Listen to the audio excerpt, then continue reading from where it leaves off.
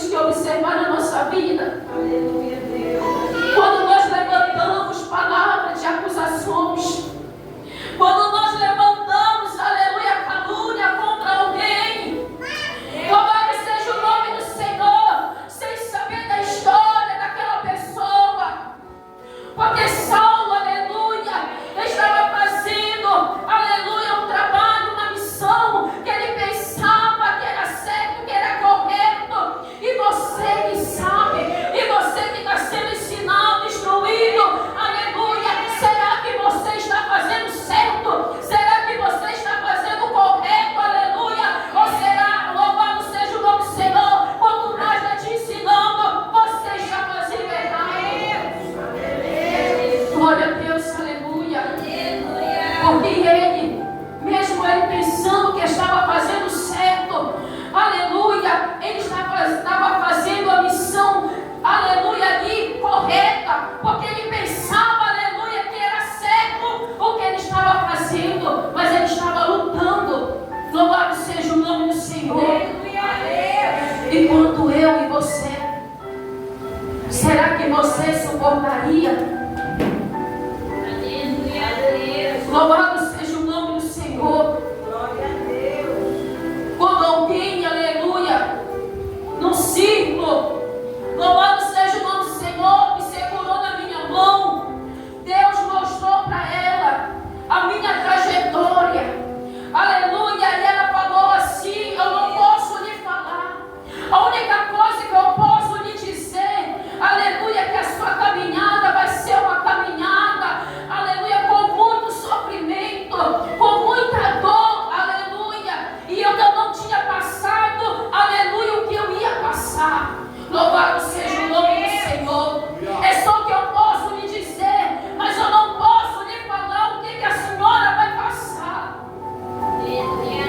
Mas eu lhe digo que não vai ser fácil a sua caminhada.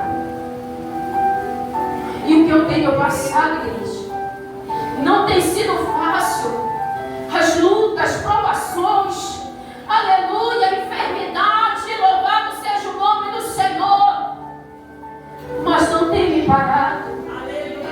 Não tem feito eu desistir. Não tem feito, aleluia, eu voltar para trás e dizer: eu vou parar, eu vou desistir, aleluia, porque eu estou doente, ou porque está faltando isso, ou porque está faltando aquilo. Louvado seja o nome do Senhor.